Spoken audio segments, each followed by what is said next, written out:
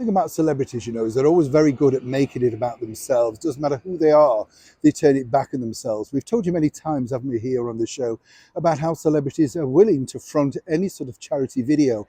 Of course, as long as there's a fee attached, they make sure that they're in profile, they're name checked, and then, of course, they want plaudits for actually appearing in said charity video. All the while, of course, the charity is a little bit less of money, seemingly because, naturally, the charity have decided that they're going to pay them a fee and then give a car, makeup, studio time. You get the picture. So it comes as no surprise to me in this particular new wave of narcissism, shall we say, that one particular star of yesteryear, none other than Gillian Anderson, has come to the fore. As ever, let me explain. Now, for those of us who are, a little bit older, you may remember Gillian from the 90s. She came to fame, that's right, in the X-Files, something that I never really bothered myself with, as many other millions didn't. That's the reason why the series was cancelled.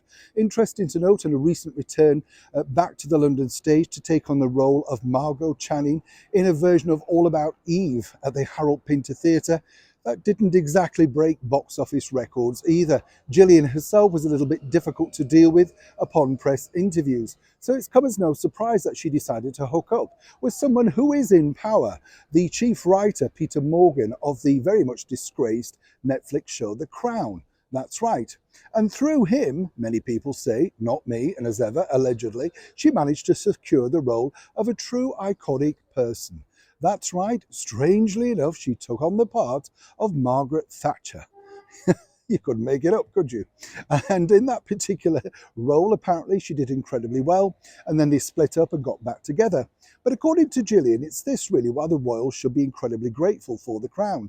According to her, she said that the writer have been very fair and balanced, and more importantly, only taken the positive side. You imagine if they'd taken the negative side.